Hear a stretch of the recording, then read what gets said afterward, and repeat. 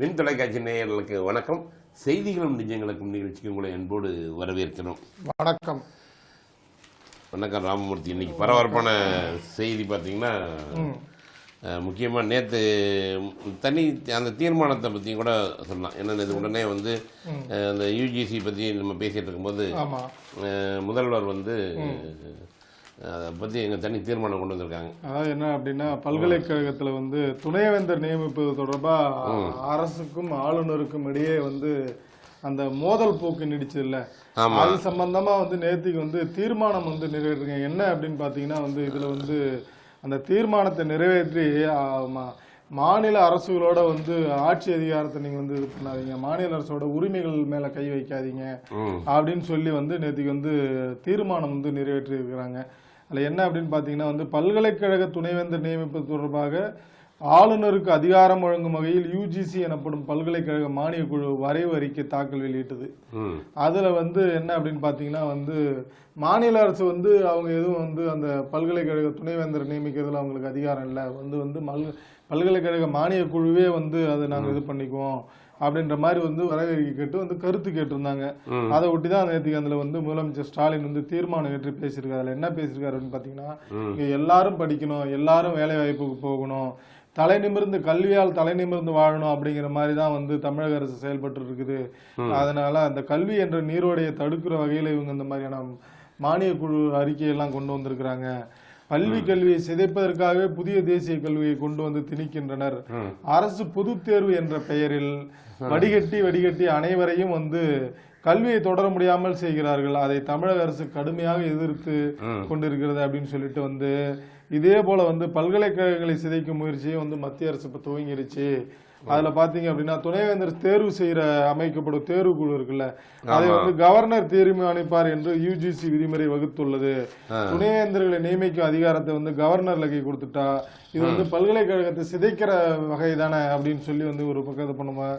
ஏற்கனவே இந்த விவகாரத்துல வந்து ஆளுநருக்கும் அரசுக்கும் வந்து தொடர்ந்து மோதல் போக்கு இருக்கிற நிலைமையில யூஜிசி இந்த மாதிரி பரிந்துரை செய்வது நியாயம் இல்லை, அதை ஏற்க முடியாது அப்படின்னு சொல்லிட்டு இந்த மோதலுக்கு வந்து நம்ம ஆக்கப்பூர்வமா தீர்வு காணணும் அப்படின்னு சொல்லி தீர்வு எட்டப்படாத நிலையில் தன்னிச்சையாக துணைவேந்தர் நியமிக்கும் அதிக அதிகாரங்களை கவர்னருக்கு வழங்குவது முறையல்ல அப்படின்னு சொல்லி இந்த உத்தரவை போட்டுவிட்டு அதை அமல்படுத்தாத கல்வி நிறுவனங்கள்ல வந்து யூஜிசி திட்டங்களில் பங்கேற்க பல்கலைக்கழகம், அதாவது வந்து என்னன்னா இவங்க வந்து நாங்க வந்து தமிழகத்துல இருக்கிற வந்து நாங்க வந்து அரசாங்கம் சார்பா வந்து பல்கலைக்கழகங்கள் ஆரம்பிச்சு வச்சிருப்போம், அதுல வந்து நீங்க வந்து திட்டங்கள் ஏதாவது போடுவீங்க, ஏதாவது கொள்கைகள் கொண்டு வருவீங்க, அதை நாங்க ஏற்கல, எங்களுக்கு அதுல கருத்து இது இருக்குமோ முரண்பாடு இருக்கு அப்படின்னு சொன்னீங்கன்னா நீங்க வந்து உடனே யூஜிசி திட்டங்களை வந்து அந்த பல்கலைக்கழகங்கள்ல வந்து செயல்படுத்த முடியாது அப்படின்னு சொல்றது நியாயம் அல்ல.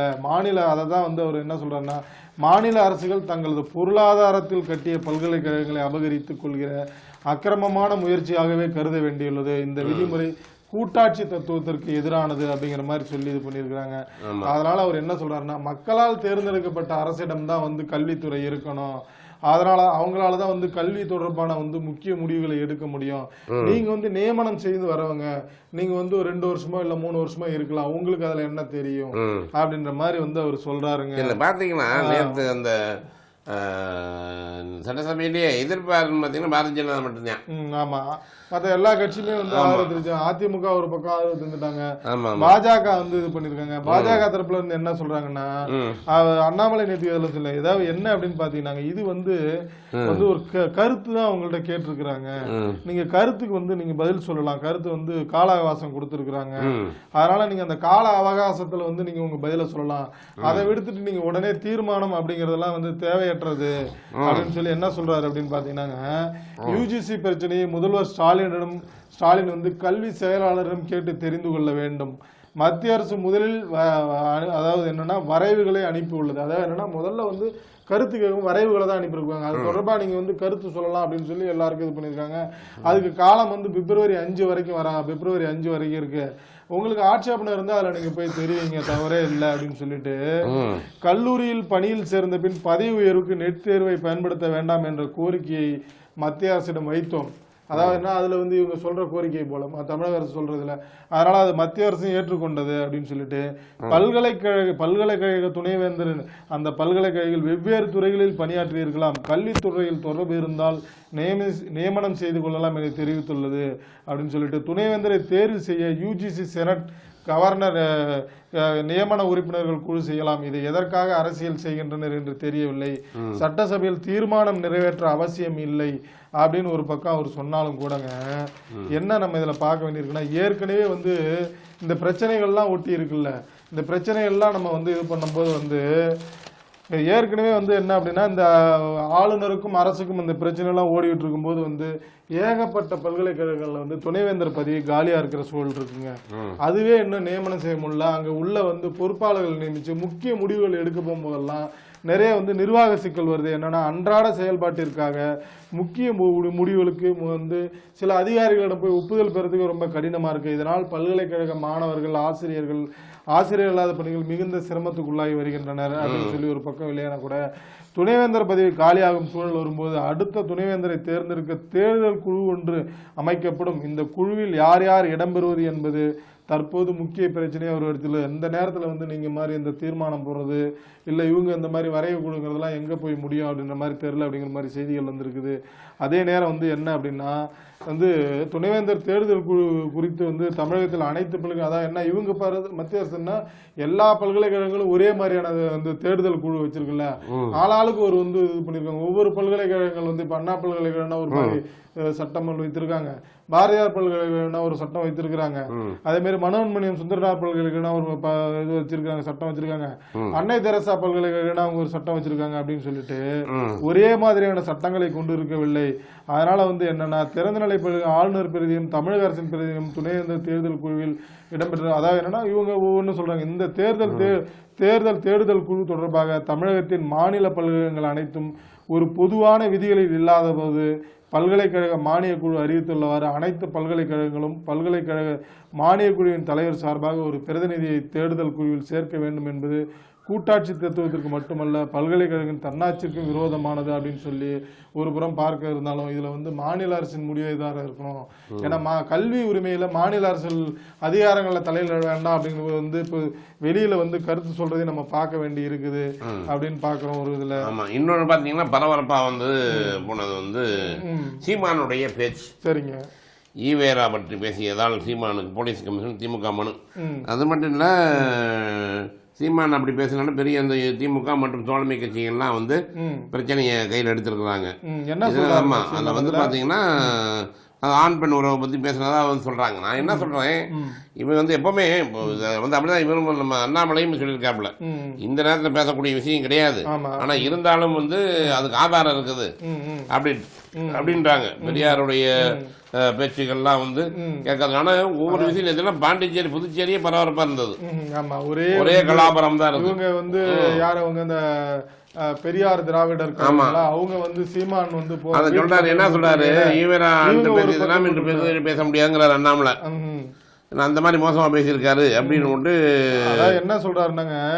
அதுல என்ன சொல்றா, இது வந்து காலம் கடந்துருச்சு, அவர் பேசுறதெல்லாம் காலம் கடந்துருச்சு, அப்ப இருந்த அரசியல் இப்ப இருந்த அரசியல் மாறிடுச்சு, மக்கள் புதிய பார்வையில் பயணிக்கின்றனர். அதனால ஈவேரா அவர் வந்து பெரியார் ஒரு காலத்தில் பேசியதெல்லாம் இப்ப நம்ம பேசணும்னா சரியா வராது, ரெண்டாவது அது பேசணும் அப்படின்னா இன்னும் வந்து அருவருக்கு வகையில ரொம்ப வந்து இது பண்ற மாதிரி ஆயிடும் அப்படின்ற மாதிரி வந்து சொல்றாருங்க. ஆனா உண்மையில என்ன அப்படின்னு பாத்தீங்கன்னா, இதுல வந்து சீமான் வந்து சில விஷயங்கள்ல வந்து நேற்றுக்கு வந்து ரொம்ப இவங்க எல்லாம் ஆர்ப்பாட்டம் பண்ண உடனே வந்து இது பண்ணுறாரு. அத பெண்கள் பத்தி பேசுறது ஒரு புறம் வந்து உறுதியான கருத்து நமக்கு தெரியலனா கூட வந்து அவர் வந்து என்ன அப்படி சொல்றாரு அப்படின்னா, சீமான் வந்து அதாவது என்னன்னா, இங்க வந்து சமூக நீதிகளை பத்தி பலர் பேசி இருக்கிறாங்க, அதாவது தமிழ் வளர்க்கறத பத்தி நிறைய பேசி இருக்கிறாங்க அப்படின்னு சொல்லி, வள்ளலாரை விட நீங்க என்ன சமூக சீர்திருத்தவாதியா அப்படிங்கிற மாதிரி எல்லாம் வந்து கேள்வி கேட்டிருக்காருங்க.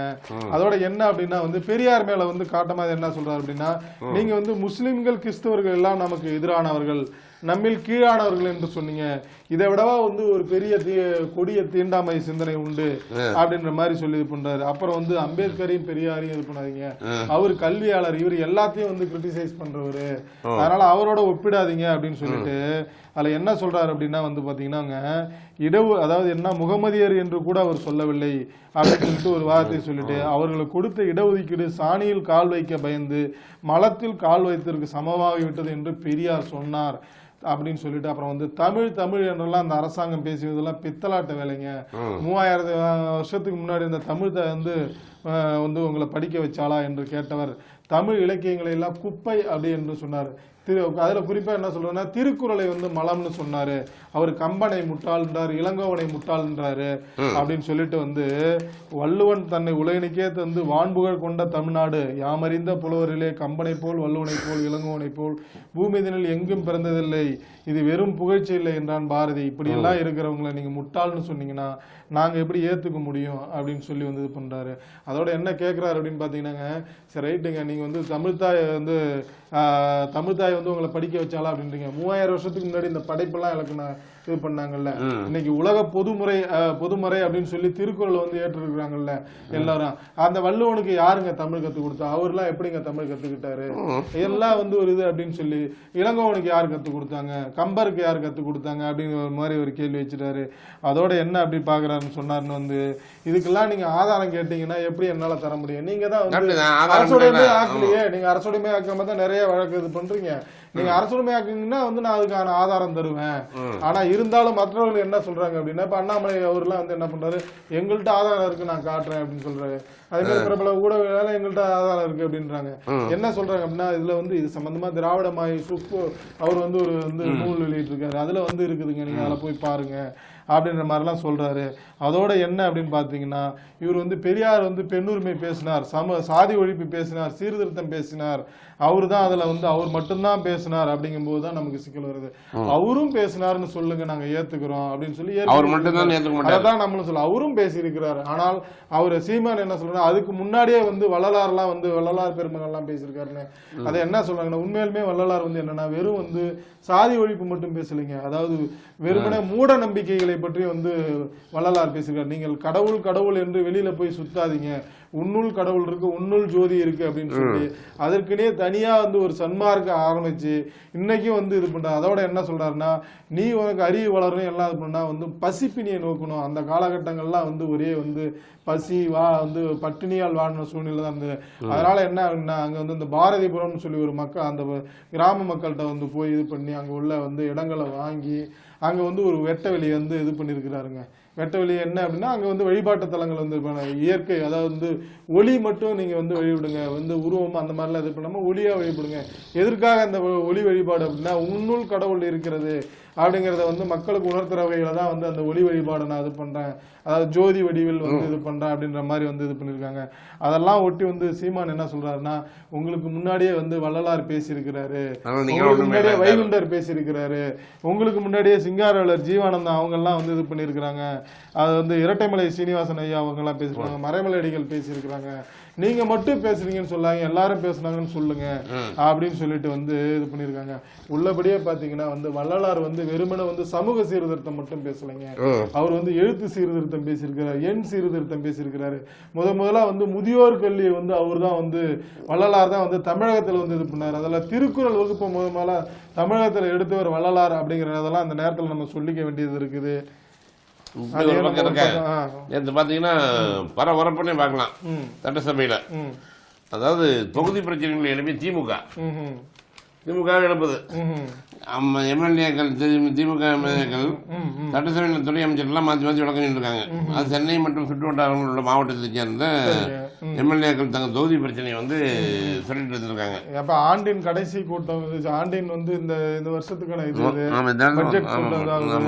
அதனால வந்து அவங்க கேட்பாங்க, தங்களோட மானிய கோரிக்கைகள் எல்லாம் இது பண்ணுங்க போங்க வாங்கன்னு கேட்கறது. அதில் என்ன யார் என்ன கேட்டிருக்காங்கன்னா, அதில் குறிப்பாக வந்து நேற்றுக்கு வந்து ரொம்ப இதானது வந்து சட்டசபையில் வந்து உதயசூரியன் அப்படிங்கிற எம்எல்ஏ வந்து இந்த மாதிரி சங்கராபுரம் மட்டத்தில் மணிமுக்தார் ஆறுல ஒரு தடுப்பணை கட்டணும் அப்படின்னு சொல்லி அதில் வந்து இது இல்லை அப்படின்னு சொல்லிட்டு துரைமுருகன் என்ன சொல்றாருன்னா, இருந்தாலும் ஒரு சிறப்பு கவனம் செலுத்தி அங்கே கட்டுறதுக்கு நான் நடவடிக்கை எடுக்கிறேன் அப்படின்னு சொல்லி ஒரு பக்கம் நம்ம பார்க்கறதா இருக்குது. அதே மாதிரி வந்து பார்த்தீங்கன்னா அந்த பொங்கல் பரிசு தொகுப்பு இருக்குல்ல, இதுவும் வந்து இதாச்சு. அதில் என்னன்னா, அதிமுக உறுப்பினர் கோவிந்தசாமிங்கிறவர் வந்து எங்க பொதுச் செயலாளர் எடப்பாடி பழனிசாமி அவங்க வந்து முதலமைச்சராக இருக்கும்போது வந்து அரிசி இலவச இதெல்லாம் கொடுத்துட்டு 2500 ரூபா பணம் கொடுத்தாரு. நீங்க அப்ப வந்து எதிர்கட்சி தலைவராக இருந்த இப்போதைய முதலமைச்சர் வந்து இல்ல அந்த 2500 ரூபா பத்தாது 5000 கொடுங்க அப்படின்னு சொல்லி சொன்னீங்கல்ல, ஆனா இப்ப ஏன் நீங்க தரல அப்படின்னு உடனே இவர் வந்து அமைச்சர் துருவமணி எந்திரிச்சு வெளிப்படையா வந்து அப்ப தேர்தல் வந்துச்சு, இப்ப எங்களுக்கு தேர்தல் இல்ல அதனால தரோம். அப்ப எல்லாரும் சொன்னது உண்மைதானே அப்படிங்கிற மாதிரி ஆயிடுச்சு இல்ல. தமிழிசை அவங்க எல்லாம் இது பண்ணிருந்தாங்க, நீங்க தேர்தல் வந்தா தருவீங்க அப்படின்னு சொல்லி தமிழிசை சொல்லியிருந்தாங்க. பாமக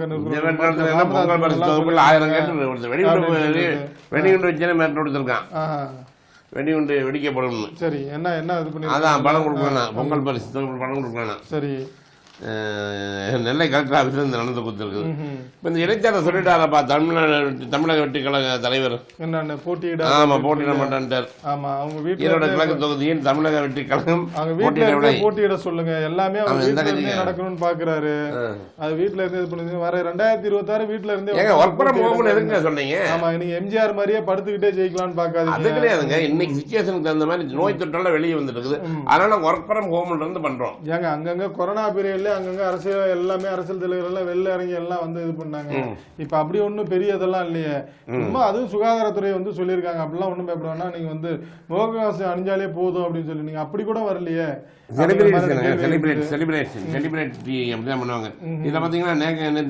சட்டசபையில் காலியாக இருந்த ஐஏஎஸ் இருக்கைகள் எங்களை மதித்து நாங்கள் பேசுவதை கேட்க வேண்டும்.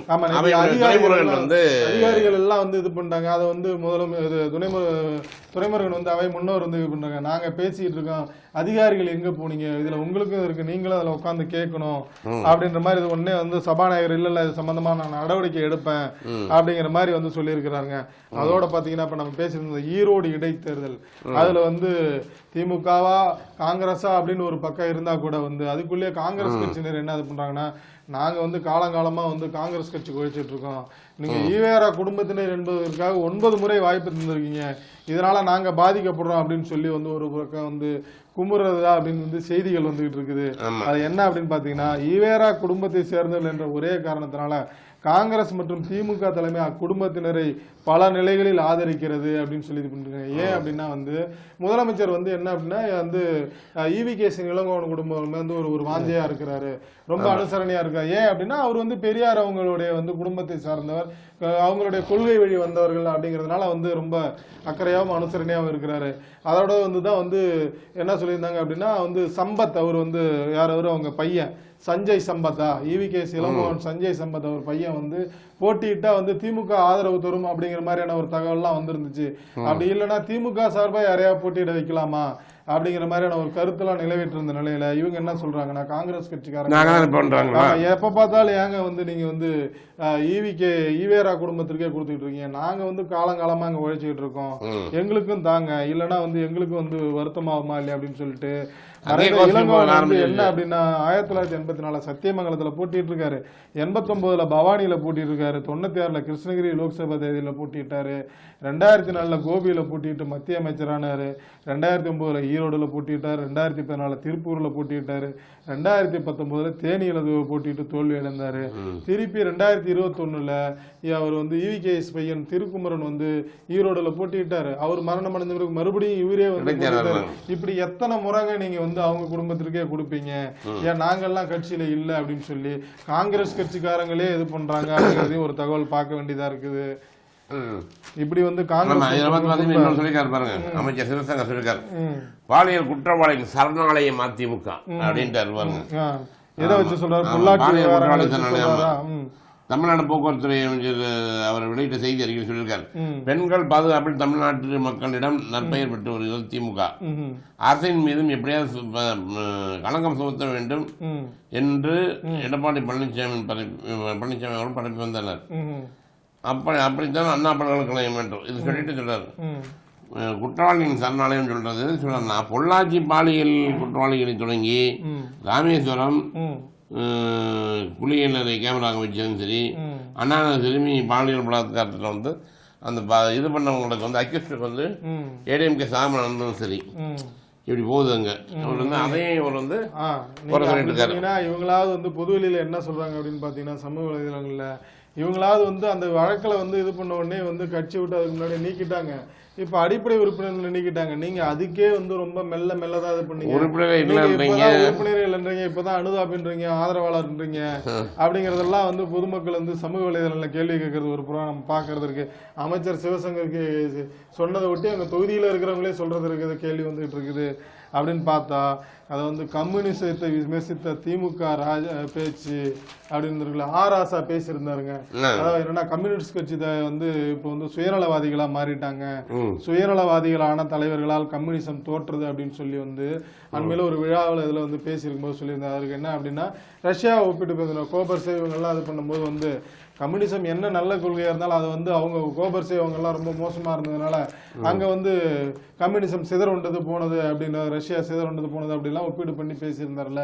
அது வந்து ரொம்ப பரபரப்பாச்சு. ஒரு பக்கம் கம்யூனிஸ்ட் தலைவர்கள்லாம் அதுக்கு பதிலடி கொடுக்க, நேற்றுக்கு என்ன அப்படின்னு பாத்தீங்கன்னா, மார்க்சிஸ்ட் கம்யூனிஸ்ட் நிர்வாகி ஒருத்தர் வந்து ஒரு பாட்டை எழுதிட்டாருங்க. என்ன அதுன்னு பாத்தீங்கன்னா, காளை மாட்டில் கரப்பவராம் ராசா ராசா, காம்பில்லா மடியிலே லேசா லேசா, காற்றறையில் காசு பார்த்த ராசா ராசா, கம்யூனிசம் பழிக்க வந்த காமெடி பீஸா அப்படின்னு சொல்லி இன்னும் அப்படியே இருக்கிறாருங்க. என்ன அப்படின்னு பாத்தீங்கன்னா, பட்டியல் சாதிகளை ஒதுக்கி விட்டாச்சு, சமூக நீதி பேசுகிற ராசா ராசா, சந்திக்கே தூக்கலாமா கூசா கூசா அப்படின்னு சொல்லி வந்து இது பண்ணிருக்கிறாங்க. என்ன காற்றலையில் காசு பார்த்த ராசாரா, இவங்களே வந்து கூட்டணி கட்சியில ஏற்கனவே வந்து அது வந்து தீர்ப்பு இதெல்லாம் இது பண்ணாங்க, அது மேல்முறை பண்ணலாமா வேணாமா அப்படின்னு வந்து ஆதாரம் இல்லை அப்படின்னு சொல்லி இதெல்லாம் இது பண்ணியிருந்தாங்க. இப்ப இவங்களே வந்து கூட்டணி கட்சியிலே காற்றலையில் காசு பார்த்த ராசா ராசாரங்களே, என்னங்கய்யா அது ஒன்றும் புரியலையே அப்படின்னு பார்த்து அவர்கிட்ட கேட்டா அவர் என்ன சொல்றாரு, அந்த நிர்வாகி வரதராஜன் அவரு, நீங்க வந்து சுயநலவாதிகளாக மாறினே கம்யூனிஸ்ட் அப்படின்னு சொன்னீங்கல்ல, அதற்கு பதிலடி திறக்கிறவர்கள் தான் அந்த பாட்டை எழுதியிருக்கிறேன் அப்படின்னு சொல்லி வந்து சொல்லி இருக்கிறாருங்க. ஆமா, சுற்றுலாச்சூழல் வந்து மாசு கட்டுப்பாடு ஒரு வேண்டுகோள் வச்சிருக்காங்க. வழக்கம் போல புகையில்லா போகி பண்டிகை கொண்டாடுவோம். என்ன சொல்றாங்க அதுல, புகை வரம்பல் நைட்டெல்லாம் மனசுல இருக்கும் போது நான் என்ன சொல்றேன், இவங்க ஒழுங்கா வந்து சரியான முறையில் வேலை பார்த்துருந்து எல்லா கட்டடத்தையும் அந்த அந்த மாசு கலக்காத மாதிரி சாயப்பட்ட முறையா பராமரிச்சு நிறைய எல்லாமே ஒழுங்கா பண்ணிருந்தீங்கன்னா இதெல்லாம் வருது அப்படின்றீங்க. மாசு கட்டு ஆமா ஆமா, வேலையே பார்க்க முடிஞ்ச வந்து புகையெல்லாம் பண்ணணும், அது எல்லாம் பண்ணணும், இது எல்லாம் பண்ணணும் மட்டும் டைலாக் வேணும் விட்டுருவாங்க. அப்புறம் ஏன் மக்கள் வந்து அப்படியே போக பண்டிகை நேரங்கள்ல இந்த மாதிரி பண்ண தேவையில்ல. ஆமா, அதே மாதிரி ஒரு பண்டிகை நேரம் வரும்போது மட்டும் இந்த மாதிரி பண்றீங்களே அப்படின்ற மாதிரி வந்து இது பண்றாங்க. அதோட இது பண்ணீங்கன்னா, போக்குவரத்து ஊழியர்கள் விடுப்பு எடுக்க தடை அப்படின்னு சொல்லி பொங்கல் பண்டிகையை முன்னிட்டு இன்று முதல் 13ஆம் தேதி வரை மாநிலம் முழுவதும் 14,104 பஸ்களை போக்குவரத்து கழகம் இயக்குகிறது. சிறப்பு இயக்கம், பஸ் இயக்கம் மற்றும் கண்காணிப்பு பணியில் போக்குவரத்து கழகத்தில் பணியாற்றும் அனைத்து அதிகாரிகள், அலுவலர்கள், ஊழியர்கள் ஈடுபடுத்தப்பட்டுள்ளனர். வழக்கமான பஸ்களை விட கூடுதல் பஸ் இயக்குவதால் வந்து போக்குவரத்து யாரும் வந்து ஓட்டுநர், கண்டக்டர் இவங்கெல்லாம் வந்து ஓய்வு எடுக்கக்கூடாது, விடுப்பு எடுக்கக்கூடாது அப்படின்ற மாதிரி, ஓய்வு எடுக்கக்கூடாதுன்னா தவறாயிடும், விடுப்பு எடுக்கக்கூடாது அப்படின்ற மாதிரி வந்து சொல்லியிருக்கிறாங்க. அதுக்கு இவங்க என்ன சொல்றாங்கன்னா, நாங்களும் மனிதர்களாம் சிறப்பு பஸ் இயக்கம் 10 துவங்கி 13 வரை வந்து பொங்கல் முடிந்த பின் 17 துவங்கி 19 வரை என மொத்தம் 6 நாட்கள் நடைபெறுகிறது. இந்த நாட்களில் விடுமுறை எடுக்க வேண்டாம் என்பது ஏற்படுகிறது. அதனால வந்து சுழற்சி முறையில் வந்து எங்களுக்கு வந்து விடுப்பு கொடுக்க வேண்டும். நாங்களும் வந்து பொதுக்கள் வந்து பொங்கல் பண்டிகை கொண்டாடணும், நாங்களும் தமிழர்கள் தான் அப்படின்ற மாதிரி வந்து அந்த பேருந்து ஓட்டுநர்கள் இவங்க தரப்புல இருந்து இது ஆகுது. அதே அமலாக்கத்துறை ரைடு போயிட்டு இருந்தது பாருங்க 2 நாளா. அப்ப வந்து கதிரானந்த் கல்லூரியில் சோதனைக்கு வந்திருப்பது லைன் ஓடி திருமணம் 4 இதில் போட்டிருக்காங்க. திமுக எம்பி கதிரானந்துக்கு சொந்தமான பொறியியல் கல்லூரியில் சர்வர் அறைக்கு வைக்கப்பட்ட சீல் அறை அகற்றப்பட்டுவிட்டது என்றும் விசாரணைக்கு ஒத்துழைப்பு வழங்கவில்லை என்றும் சென்னையின் உயர்நீதிமன்றத்தில் அமலாக்கத்துறை தரப்பு சொல்லப்பட்டிருக்குது. அப்படி சொன்னீங்க அப்படின்னா வந்து ஏற்கனவே இந்தி கூட்டணி வந்து இதாக இருந்ததில்ல, இப்ப மறுபடியும் அந்த இது இந்தி கூட்டணியில வந்து பிரிவு வந்து ரொம்ப பலமாயிட்டே போயிட்டு இருக்குது. பிரிவு வந்து அப்படியே இழுத்துக்கிட்டே போற மாதிரி இருக்குது. என்ன அப்படின்னு பாத்தீங்கன்னா, நேற்றுக்கு வந்து டெல்லியில வந்து ஆம் ஆத்மிக்கு வந்து திரிணாமுல் காங்கிரஸ் வந்து ஆதரவு தெரிவிச்சு, அதுக்கு வந்து கெஜ்ரிவால் ஒரு பக்கம் நன்றி தெரிவிக்க, அகிலேஷ் யாதவுக்கு ஒரு பக்கம் நன்றி தெரிவிக்க, இப்படியான பிரச்சனை போயிட்டு இருக்கும்போது இப்ப தன் பங்கிற்கு காஷ்மீர் முதல்வர் உமர் அப்துல்லாவும் என்ன பண்றாரு அப்படின்னா, அதான் என்ன சொல்றேன்னா, மக்களவை தேர்தலுக்காக தான் வந்து இண்டி கூட்டணி ஆரம்பிச்சது. அதன் பிறகு காங்கிரஸோட பெரிய அண்ணன் போக்குனால வந்து அந்த சட்டசபை மகாராஷ்டிரா சட்டசபை, ஹரியானா சட்டசபை தேர்தல்லாம் வந்து பலத்த அடி வாங்குறது. அதனால வந்து அதன் பிறகு வந்து அதே மாதிரி வந்து மக்களவை அந்த பார்லிமெண்ட் கூட்டத்தொடர் இருந்துச்சு இல்ல, மக்களவை கூட்டத்தொடர், அதுலயும் வந்து என்னன்னா காங்கிரஸ் வந்து அதானி விவகாரம் இதுல இருந்ததுலாம் வந்து அவங்க ஒரு தனியா வந்து போராட்டம் நடத்தின மாதிரி தான் இருந்தது. இதுலயே வந்து கூட்டணி கட்சிகள் விஷயம் நடந்த நிலையில இப்போ வந்து இண்டி கூட்டணி சார்பா அதன் பிறகு வந்து ஒரு கூட்டம் நடத்தல, தலைவர்கள் கூட்டம் இல்ல அப்படின்னு சொல்லி வந்து அவரு ஒரு பங்கு இது பண்ண. அதுக்கு வந்து ஜெயதேசி என்ன சொல்றாரு அப்படின்னு பாத்தீங்கன்னா, இது மக்களவை தேர்தலில் பிஜேபி வந்து பாஜக வந்து ஆட்சியில வந்து அமர வைக்க கூடாது அப்படிங்கிறதுக்காக தான் நம்ம வந்து ஒன்று கூடணும். இது வந்து மக்களவை தேர்தலுக்கு மட்டும்தான் அப்படின்னா உடனே வந்து உமர் அப்துல் தாஸ்னா, மக்களவை தேர்தல்னா எதுக்கு அது இந்திய கூட்டணி, பேசாம அதை கலைச்சிருங்க, அது தேவையில்லை, இல்லை அப்படின்னா ஒரு கூட்டத்தை நடத்துங்க, வருகின்ற காலங்களில் கூட்டத்தை நடத்தி இது பண்ணுங்க அது அப்படின்னு சொல்லி ஒரு பக்கம் சொல்றாரு. ஒரு வியூகம் அமைக்கணும். வந்து பாத்தீங்கன்னா மறுபடியும் அமைக்கிறார் அதிமுகவுக்கு தேர்தல் வியூகம். யாருங்க? பிரசாந்த் கிஷோர். அவரு திமுக அவரே தனியா தோத்து போச்சு. அவராலே அவர் அனலைஸ் பண்ண முடியல. சட்டசபை சந்திப்பதற்காக தேவையான அரசியல் வியூகங்களை வகுத்து தர பிரசாந்த் கிஷோர் நிறுவனத்துடன் அதிமுக ஒப்பந்தம் செய்துள்ளது. இது குறித்து அதிமுக நிர்வாகிகள் என்ன சொல்றாங்கன்னா, தொடர்ந்து 10 பேர் ஒப்பந்தம் செய்யல, ஒப்பந்தம் செய்யறதுக்கு பேச்சுவார்த்தை நடத்திட்டு வராங்க அப்படின்னு சொல்லி நம்ம ஏற்கனவே நம்ம நிகழ்ச்சி சொல்லியிருந்தோம். என்ன அப்படின்னு பாத்தீங்கன்னா, கடந்த கிட்டத்தட்ட ஒரு 9 தேர்தலா வந்து இவர் தலைமையில வந்த பிறகு வந்து நம்ம தோல்வி அடைஞ்சிருக்கோம் அதிமுகவுல. 2வது பிரிஞ்ச அணிகளையும் ஒன்று சேர்க்கிற மாதிரி தெரியல. அதனால அதிமுக வந்து அடுத்த தேர்தல் நம்ம இது பண்ணும்போது பலமா இருக்கணும், அதுக்கு நம்ம வந்து இப்போதுல இருந்தே வந்து தேர்தல் வியூகங்கள் இந்த மாதிரியான விஷயங்கள்லாம் இது பண்ணணும் அப்படின்னு சொல்லிட்டு என்ன பண்ணிருக்காங்க, வந்து பிரசாந்த் கிஷோர் வந்து கொங்கு மண்டலத்தில் இருக்கிற முன்னாள் அமைச்சர்கள் அவங்க சார்பா வந்து சந்திச்சு இது பண்ணி பேசியிருக்கிறதா ஒரு தகவல். அது வந்து பேச்சுவார்த்தை நடந்துட்டு இருக்கு. இந்த பொங்கலுக்கு பிறகு அதன் பிறகு ஒப்பந்தம் கையெழுத்திடப்படலாம் அப்படின்னு சொல்லி அதிமுக தரப்புல இருந்து தகவல் வெளியாகிருக்குது. அப்படி பாத்தீங்கன்னா இதோட வந்து தன் பாலின திருமணம் செல்லாது அப்படின்னு சொல்லி உச்சநீதிமன்றம் மறுபடியும் வந்து உறுதியளிச்சிருக்குங்க. ஏற்கனவே என்னன்னா 2023 வந்து முன்னாள் தலைமை நீதிபதி சந்திரசூட் அவங்க இருக்கும்போது தான் வந்து அந்த ஒரு விசாரணைக்கு இந்த வழக்கு வரும்போது என்ன பண்ணியிருக்காருன்னா, அந்த வந்து தன் பாலின ஈர்ப்பானவர் திருமணத்திற்கு அங்கீகாரம் வழங்க முடியாது அப்படின்னு சொல்லி வந்து தீர்ப்பளிச்சிருந்தாரு. அதை ஒட்டி இவங்க மேல்முறையீடு போனாங்க. மேல்முறையீடுல வந்து ஏன்னா அந்த தீர்ப்புல என்ன சொல்றாங்க அப்படின்னா வந்து தன் பாலின ஈர்ப்பாளர்களுக்கு வந்து என்னன்னா அவங்களுடைய துணையை தேர்ந்தெடுக்கிறது வந்து உரிமை இருக்கு, ஆனா இது வந்து திருமணமா அங்கீகரிக்க முடியாது அப்படின்னு சொல்லி வந்து இது பண்ணியிருக்கிறாங்க. அது என்ன அப்படின்னா, இது வந்து நகர்ப்புறங்கள்ல மட்டும் இல்ல, கிராமப்புறங்கள்லயும் இந்த மாதிரியானதெல்லாம் இருக்குது. அதனால வந்து திருமணமா நீங்க இது பண்ணிட்டா கூட அதை நம்ம அங்கீகரிக்க முடியாது அதுல அப்படின்னு சொல்லி வந்து இது பண்ணிருக்காங்க. இது தொடர்பா இது பண்ண மனு தாக்கல் செய்யப்பட்டது. கடந்த ஆண்டு வந்து சீராய்வு மனு தாக்கல் செய்யப்பட்டது உச்சநீதிமன்றத்துல. அதை வந்து உச்சநீதிமன்றத்தில் தள்ளுபடி செய்துச்சு.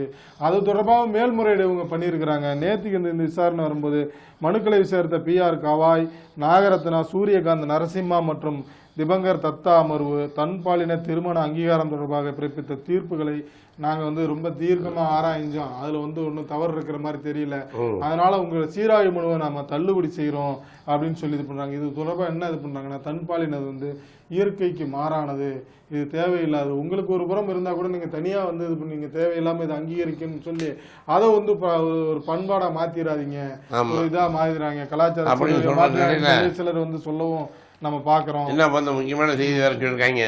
மின்வாரிய இழப்பு 4435 கோடியாக குறைந்ததா. காரணம் என்னன்னா, அரசு நிதியுதவி, மின் கட்டண உயர்வு உள்ளிட்ட காரணங்களால் மின்வாரியத்தின் வருவாய் 98,823 கோடி ரூபாய், 98,863 ரூபாய் கோடியாக வந்து அதிகரிச்சதுனால 10,000 கோடி இருந்தது வந்து இப்ப 4,435 கோடியா வந்து அவங்க வருவாய் இழப்பு வந்து அந்த இழப்பு வந்து கம்மியா இருக்குதுங்க. இதுக்கெல்லாம் என்ன ரீசன் அப்படின்னு சொன்னா, மின் கட்டண உயர்வை வந்து அதிகப்படுத்தி இருக்கிறாங்க. அதனாலதான் அந்த இழப்பு வந்து கம்மியா இருக்கு. 4,435 கோடி அப்படின்னு சொல்லிட்டு ஒவ்வொரு வருஷத்துலயும் எவ்வளவு இருந்தது அப்படின்னு சொல்லி இது பண்ணிருக்கிறாங்க. அதையும் நம்ம பாக்குறதுக்கு. நேற்று வந்து வெளிநாடு வாழ் மாநாடு வந்து நடந்தது.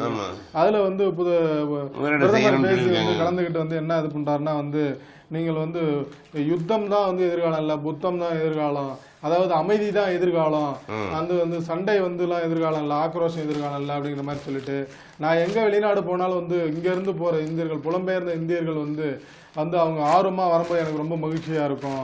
புலம்பெயர்ந்த வந்து நமக்கு வந்து யாரும் பன்முகத்தன்மையை கத்துத்தர தேவையில்லை, ஏன்னா அது நம்ம மனதிலே இருக்கு. நம்ம எந்த நாட்டுக்கு போனாலும் அந்த நாட்டோட சட்டத்திட்டங்களை வந்து நம்ம மதிக்கிறோம், அந்த நாட்டு சட்டத்திட்ட குடிமகனாக இருக்கோம். இருந்தாலும் கூட வந்து எப்பொழுதும் உங்கள் மனதில் இந்தியா இந்தியா அப்படிங்கிற நினைப்பு நம்ம பார்க்கணும். நாமும் வந்து அவர் சொன்ன வழியிலே போயிட்டு ஆமா நம்மளும் இந்தியா அந்த தேசம் இருக்கும் அப்படின்னு சொல்லிட்டு எல்லாத்துக்கும் வந்து பொங்கல் வாழ்த்துக்களையும் தெரிவிச்சுக்குவோம். ஏன்னா கிட்டத்தட்ட 13 2 நாள் கழிச்சு ஆரம்பிச்சிடும். ஆமா, பொங்கல் போகியிலிருந்து ஆரம்பிச்சிடும். அதுல இருந்தே ஆரம்பிச்சிருச்சு. ஆமா, இன்னைக்கு எல்லாமே பொங்கல்லாம் வைக்க ஆரம்பிக்கிறாங்க. ஏன்னா தமிழர்களுக்கு குறித்த நாள். இன்னொரு விஷயம் பாத்தீங்கன்னா, சூரிய பொங்கல்ல இருந்து நாட்டுக்கு அனைவரையுமே நன்றி செலுத்தும் விதமாக பொதுவாகவே வந்து பொங்கல்ங்கிறதே வந்து இயற்கைக்கு நன்றி செலுத்துறது, இறைவனுக்கு நன்றி செலுத்துறது, மக்களுக்கு வந்து நம்ம தொலைக்காட்சி நேரத்துல இந்த எல்லா இந்த தொடர்ந்து 5 நாட்கள் விடுமுறை எல்லாம் வரப்போகுது. அனைவருக்கும் பொங்கல் வாழ்த்துக்களையும் தெரிவிச்சுக்கிறோம். மீண்டும் திங்கள் சந்திப்போம். நன்றி, வணக்கம்.